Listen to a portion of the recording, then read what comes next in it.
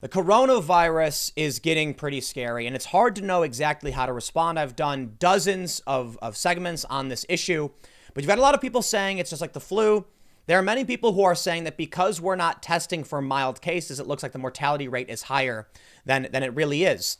But we're seeing a few stories come out of Italy right now, which should terrify you. And I don't want you to panic, but I want you to actually see how this could get if we don't get things under control.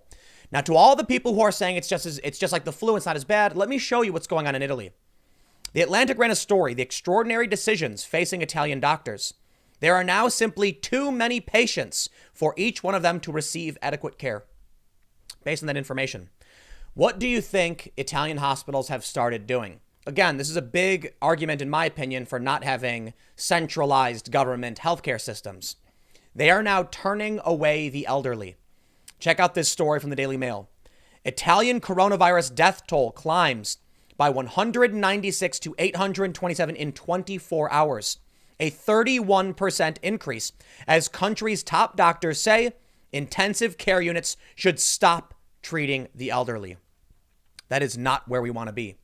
We want to treat everybody regardless of age, but when the system is overwhelmed, triage-like systems kick in. And that means we will come to a point where there will be an elderly person asking for help and the doctors will look him in the eyes and say, no. Let me read the story from the Daily Mail. The death toll from the coronavirus in Italy has jumped in the last 24 hours.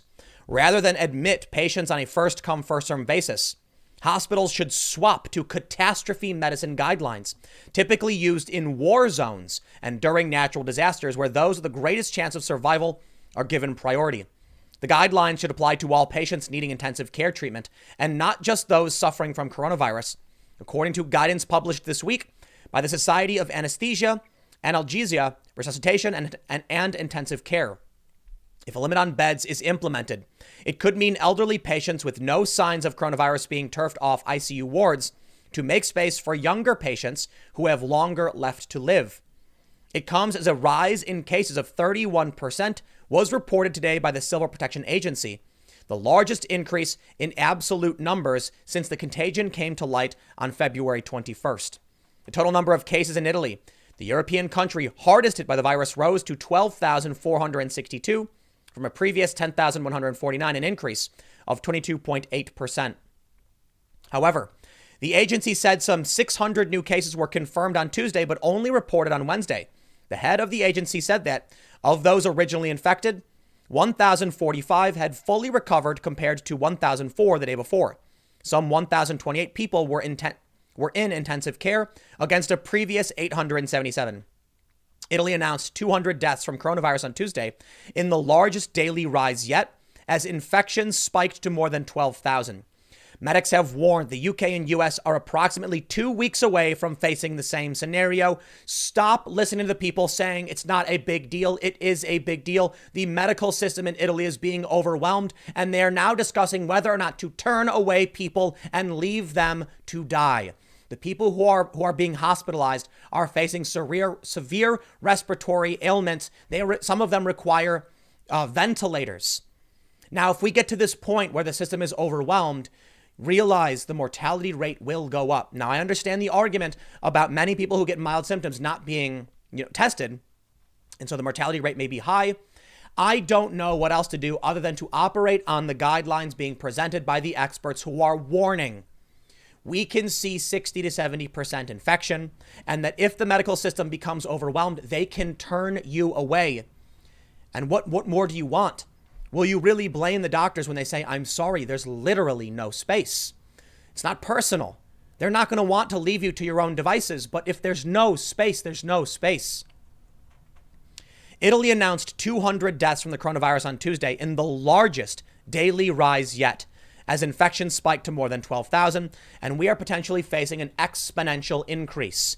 12,000 today could be 24,000 tomorrow. The entirety of Italy has since been placed on lockdown, with medics in badly hit regions saying they are struggling to cope with a huge spike in patients. In a booklet on coronavirus published on Friday, SEARI lays out its recommendations for worst-case scenario. While all efforts should be taken to ensure everyone gets care, doctors say it is likely that multiple hospitals will be stretched beyond their limits in the next few weeks. Around 10% of coronavirus cases in Italy have so far developed serious complications, they note, requiring extensive treatment with ventilators, which are in short supply. In the event that they run out, Ciari says it may be necessary to place an age limit on admission to intensive care. I hope you took this seriously when I said go buy supplies, because the last thing we need is for elderly people or those who are at high risk to now be placed in serious jeopardy because you didn't. Maybe you'll run out of food. Maybe you'll run out of water. Probably not water. We've got running water. It's fine, but food. That's where you're going to go and encounter people. Businesses may be closed. And the more you are in contact with other people, the higher the chances are that this could reach someone you love and care about who is perhaps older or at risk.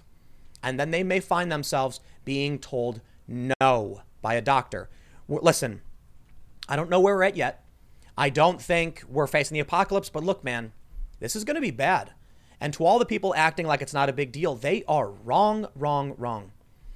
National Geographic is reporting that many people have permanent lung damage. You want to talk about being maybe a young person and how you'll probably get these symptoms and be fine, it's just like the flu? And then you will leave with serious lung damage for the rest of your life, or at least permanent. I don't know if it's how serious it can be. But now I'm going to show you something truly graphic. And I hope you're all prepared for the seriousness of what's going on, especially in Italy. You've been warned. Now, before I show you something truly graphic, I want to remind you, Italy was facing a few isolated cases weeks ago, like 7. And so they did basically what we're doing now. And a few weeks went by, and then they started locking down northern Italy. And then another week or two, and now the whole country is locked down. And they're looking at a death toll of around 6% or more. Out of 12,000 cases, they've got 800 plus deaths. So the numbers are going up. Now I'm going to show you what it looks like when you're in a quarantine and you face the worst possible scenario, a loved one losing their life. In this story, Gomorrah actor pleads for help after being trapped with his sister's dead body for 36 hours while quarantined over coronavirus fears in Italy. The death toll for this is much higher than the flu, substantially. And we can speculate about how many people there may be and what the death rate may actually be. Well, we don't know that. We know for now that people have no immunity to this, which means they are likely to get it. Germany is concerned 60 to 70% will contract this. And I bet all of the people who have talked about open borders all day and night are realizing the challenges when you do not have restrictions and regulations on who can come. Because from Italy it spreads, and now all of the European Union has some cases. And just like Italy early on, it will likely get worse. I don't know what else to tell people because, I think it's fair to point out early on I said it's probably not going to be as bad as the flu. We've seen SARS and MERS, and now here we are. It is way, way, way worse. And when Italy first got hit, people said it was nothing. Look where they are now. We might not get to that point. We can only hope we will not get to that point. But if you do not take this seriously, you may find that it is you trapped in your house with the body of a loved one, and there is nothing you can do about it because this is what quarantine is. The reality of the situation is that people in Italy poo-pooed everything, and it got this bad. And I assure you, there are now people in other parts of Europe who think it's fine, Italy just underreacted. Give it 2 weeks, and I'd be willing to bet we're going to see the rest of Europe facing similar problems. Give it 2 or 3 weeks, and the United States can be facing something similar. If you don't have to go out, you shouldn't. If you don't have to go to the store, you shouldn't. But look, I got to be honest. I'm not an expert on this. I don't know how long it'll take. I don't know what'll happen. But I'm just sitting here and look, I wanted to laugh. I laughed. The people who mocked me on Twitter and on social media saying, Tim's saying buy emergency food. I laughed. Now I'm not laughing. Now I'm worried about them. I genuinely mean it. This guy is quarantined in Italy. And the quarantine is so, the lockdown is so, I guess, severe. Or maybe severe is not the right word, but serious. That he's been sitting in his house with his sister who died, and he needs help. The hospitals are being overwhelmed, and they're considering telling the elderly you will not be treated. Is this the flu? I don't remember China mobilizing massive construction of hospitals, locking down their country, barricading people in their homes over the flu. I think the governments know how bad it is, and I think all the information we're getting that's telling us that it's going to be bad is actually the light narrative. Now, there are some people saying it's fine, it's not worse than the flu. Look, When the government reacts this way, when governments react this way, and then come out and say it's not that bad, we've got it under control, but take it seriously, that's the light message to prevent panic. And yet we're still seeing panic. I think the reality is with the jump in the death toll, with hospitals being overwhelmed, I think it's going to be much worse than people even realize. But I don't know for sure. I don't want to tell you to do anything. I don't know what you should do. I'll tell you what I did. We went out early. We bought groceries. We got some emergency food, and that was about it. We're going to hang out. We're going to eat that food. But we're going out very little. We're not having celebrations at bars and going bowling and go to the movies. We're chilling at home, playing board games and stuff like that. I don't know if it's the right thing to do, but I know the CDC is advising the elderly to now distance themselves. Don't go out and do these events, and they want you to stock up. I hope we do not end up where Italy is at, but based on how things went, it seems probable. But I don't know. I'll see you on the next segment coming up in a few minutes.